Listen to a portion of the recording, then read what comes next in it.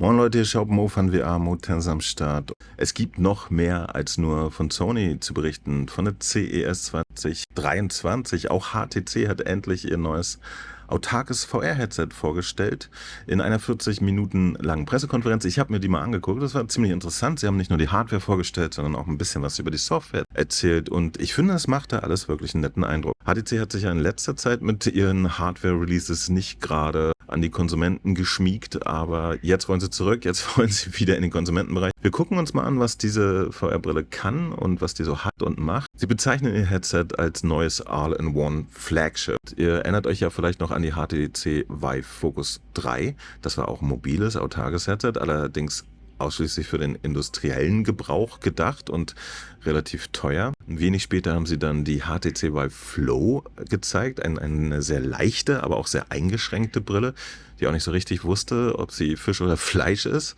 Das neue Gerät ist jetzt quasi eine Melange aus beiden. Ja, sie haben das Beste aus beiden Geräten genommen und das auch noch mit Mixed Reality Features gekoppelt und das ist das neue Ding. Die Brille ist komplett autark, benutzt dieselben Controller wie die Focus 3. Die entsprechen eigentlich vom ganzen Layout und auch ein bisschen von der Optik den bekannten MetaQuest und mittlerweile eigentlich Standard-Controller-Belegungen. In der Brille ist auch wieder das Snapdragon XR2 Generation 1, also das Ding, was auch jetzt in der MetaQuest 2 und in der Pico 4 ist und noch in einigen anderen Geräten. Das Ganze kommt mit 128 GB Speicher daher und mit 12 GB Arbeitsspeicher. Integriert sind Wi-Fi 6E und Bluetooth 5.2. Hört sich ja erstmal gut an. Der Formfaktor des ganzen Geräts gefällt mir wirklich gut. Es ist wahnsinnig zierlich und leicht. Das erreicht HTC auch hier mit Pancake-Linsen. Das schaut wirklich, wirklich sehr schmal und toll aus. Was ich bemerkenswert finde, die Brille hat nicht nur einen frei einstellbaren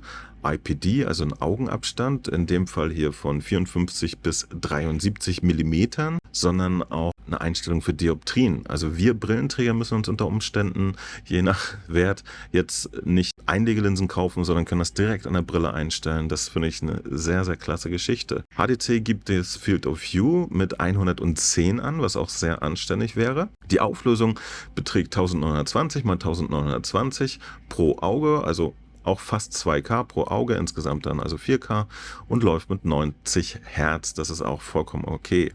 So, das Tracking wird wie bei der ganzen Konkurrenz mit 4 Kameras erledigt. 2 gucken nach vorne, 2 zur Seite. Die tracken dann auch die Controller. Das Konzept kennen wir schon von der MetaQuest 2 und auch von der Pico. Es ist insofern auch nichts Neues. Allerdings kommt dazu dann noch eine 16 Megabit RGB-Kamera, also eine Farbkamera. Und genau wie bei der Pico 4 ermöglicht die einen farbigen Pass-Through.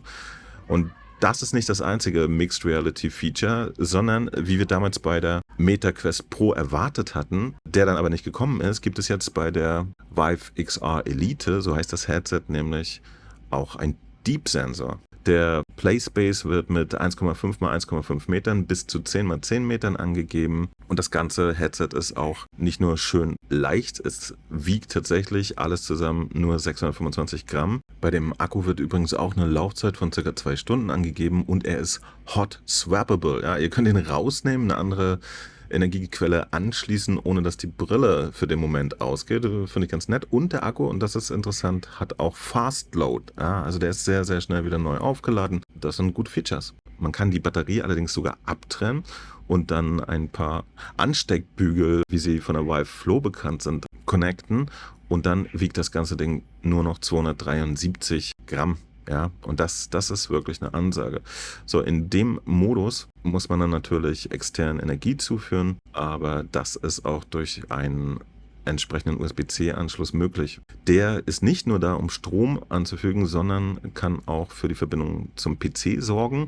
Und Vive selber gab an, auch bei Flugzeugsitzen. Ja, bin ich mal gespannt, welche Flugzeugsitze das Feature irgendwann mal unterstützen. Ich fand auch ganz schön, dass das Gesichts- und Hinterkopfpolster, die sind aus sehr geschmeidigem Stoff, dass die magnetisch austauschbar sind, also mit Magneten festhalten und austauschbar sind. Das macht da auch einen sehr guten Eindruck. Im Jahr 2023 kommen dann tatsächlich noch Module für Eye- und Face-Tracking dazu. Wahrscheinlich den meisten nicht so bekannte Vive Wrist Tracker wird auch noch unterstützt. Ja, das ist so ein Ding am Handgelenk und das arbeitet dann auch mit dem Handtracking zusammen.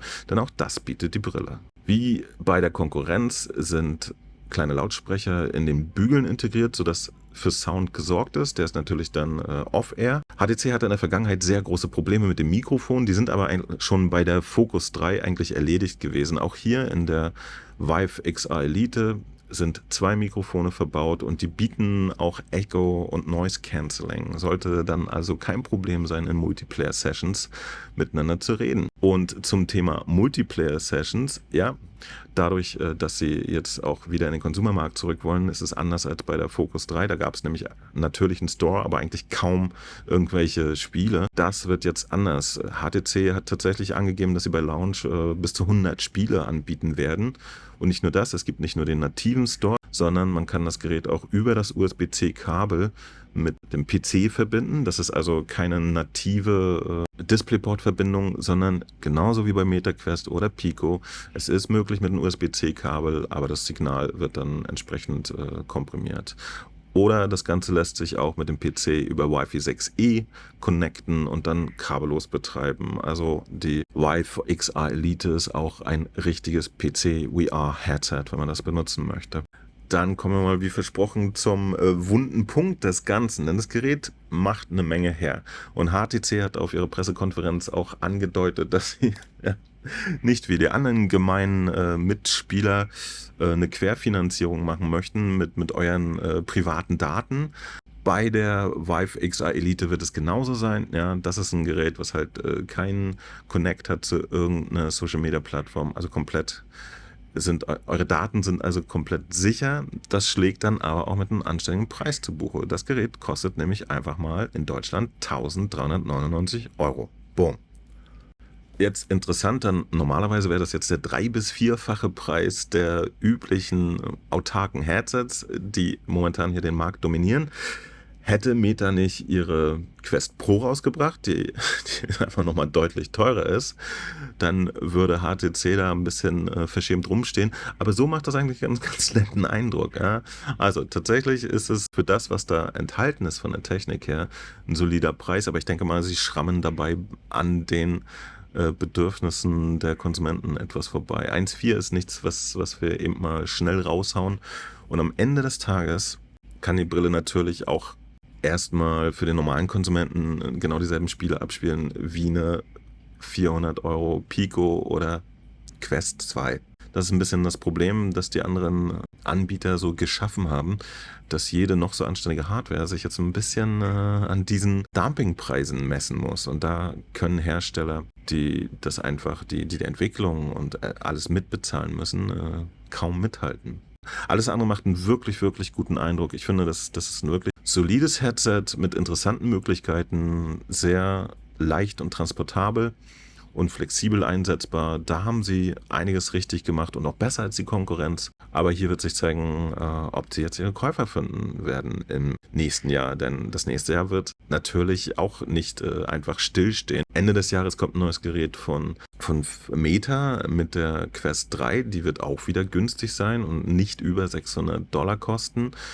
Pico ist durchaus auch in der Lage, die Pico 5 nachzuliefern, aber Mitte des Jahres wird auch Apple einsteigen in den ganzen Markt. Die haben zwar einen anderen Fokus, andere Zielgruppe, andere Preisgruppe, aber in der Region muss HTC dann mitmischen. Ich finde, sie sind ganz gut aufgestellt. Meine persönliche Einschätzung wäre, dass ein Preis unter 1.000 € der Sache sehr geholfen hätte. Ihr könnt euch das Teil bestellen und ab Ende Februar 2023 wird es dann versandt. Dann könnt ihr es in den Händen halten. Und ich bin mal gespannt, wie die ersten Testberichte sind, ob jetzt die Features, die auf dem Papier alle sehr gut klingen, sich dann auch in der Praxis gut anfühlen werden. Tatsächlich ist VR jetzt gerade auf dem Weg, immer leichter, schmaler und tragbarer zu werden. Und das ist super wichtig und es freut mich, dass es passiert. Ich hoffe, der Trend geht weiter. Und damit bin ich erstmal raus. Ich bin super gespannt, was ihr zu diesem Gerät sagt. Ja? 1.400 €. Würdet ihr euch das kaufen? Ich würde mich über ein Däumchen und zu dem Video freuen. Abonniert ruhig den Kanal. Ich bin erstmal raus. Bis dann. Motensen, Mo von VR, immer für euch da. Bye bye. Oder direkt von der Messe mit dem Phone. Voller Einsatz, der Beste ist Mo. Der Beste ist Mo. Der Beste ist Mo. Der Beste ist Mo. Mo von VR ist Mo. Der Beste ist Mo. Der Beste ist Mo. Der Beste ist Motensen, Mo